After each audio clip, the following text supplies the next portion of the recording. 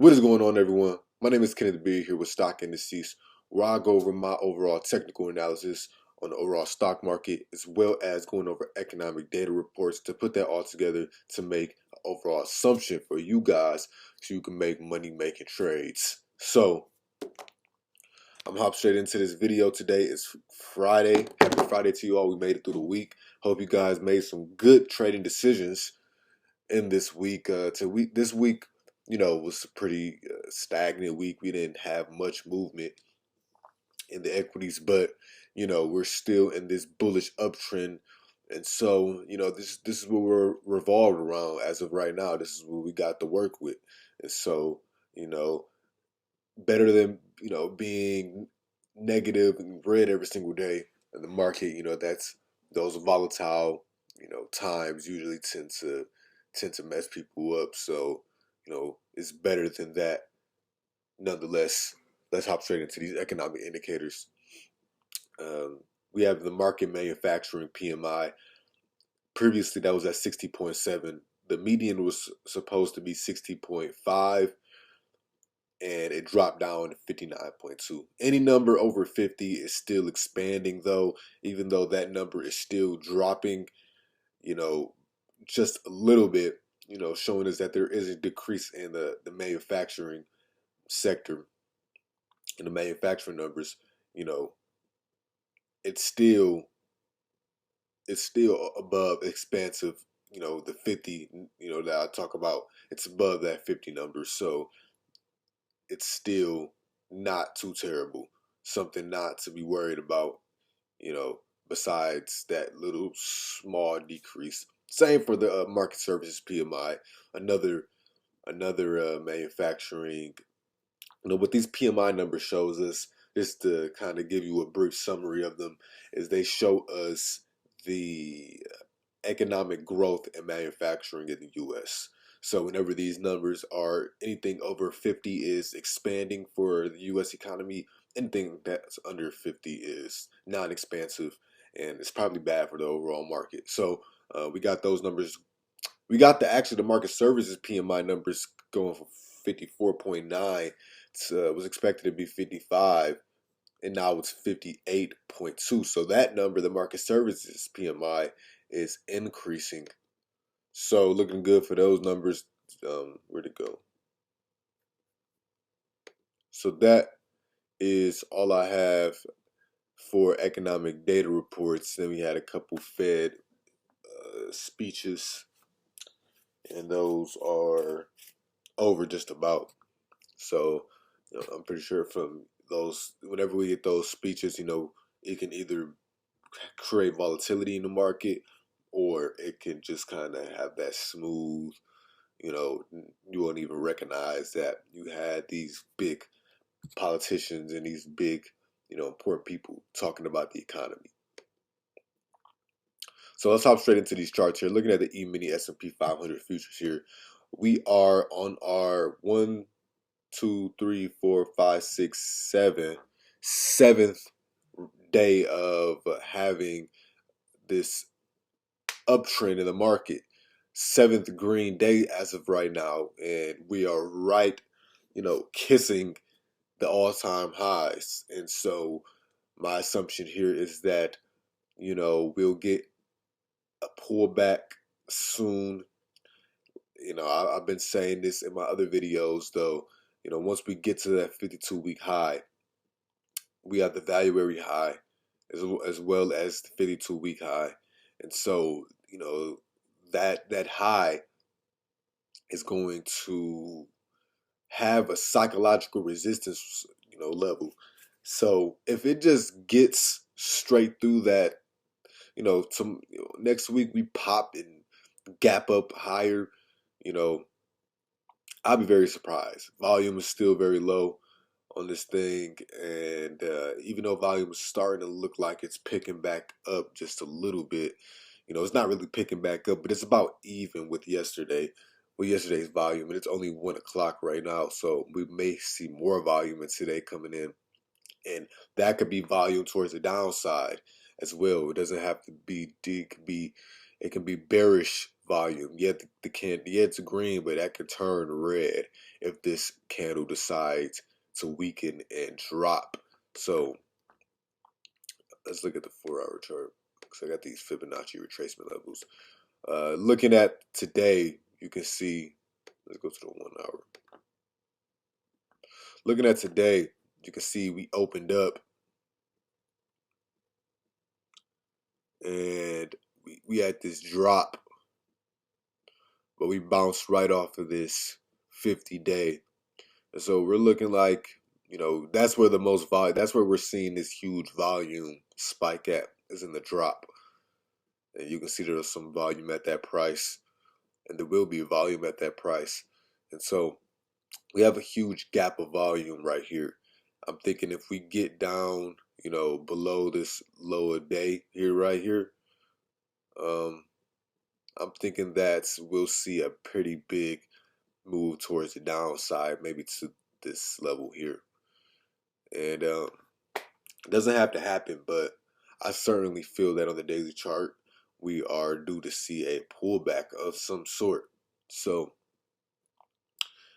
that will be my assumption. I'm going to stick with that, but if it doesn't happen, if we just keep rallying, which is the saying,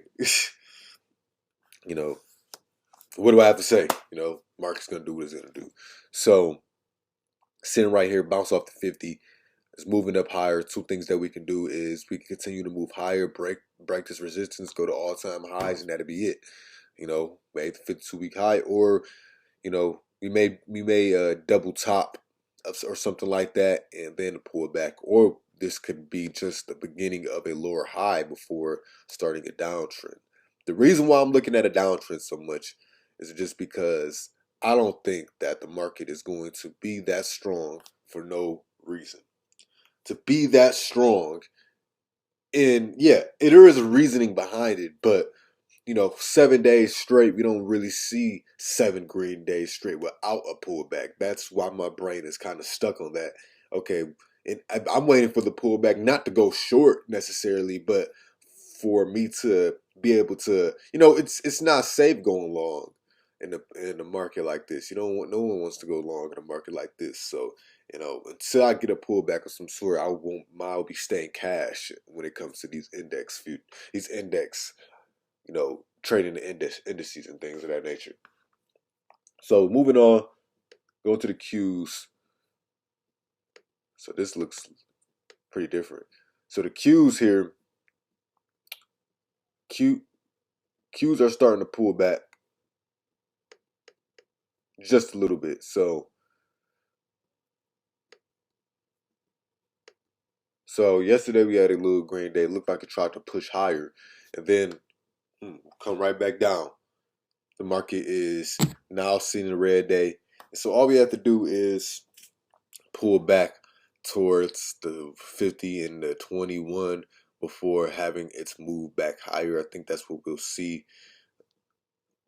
And just looking at the volume average, that's about where the second most volume is right here. I think once we get down to this price area, we'll see a good little bounce. Could play some calls on this one and bring in some pretty decent premium. Let's see what the Qs is looking like. If I go 20 days out on this, and let's go to like a 26 delta. It's only $1 here. Only pick up 21 cents. I had to get closer. Yeah, so I'm not really a fan of playing low priced in indexes. I'm not really. I'd play maybe the future options or something like that. It's not giving me enough premium as of right now. Not really excited to do something, especially 21 days out. That's a scalp trade. Yeah, that's something I do, like a 1-0 DT, some crap like that. But yeah, so sorry, you got, if you don't understand options, I was just checking on something. So yeah, I'm thinking we'll pull back here and then continue higher. Boom. That's my assumption there. Low volume here still. Once the volume picks up towards the downside, they'll kind of confirm Tomorrow we may want to see it open or close below the high or low day. That's kind of what we're getting right here.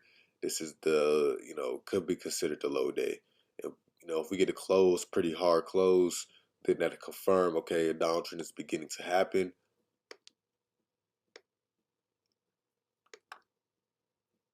So yeah, that's for the Qs. Let's look at the RUT.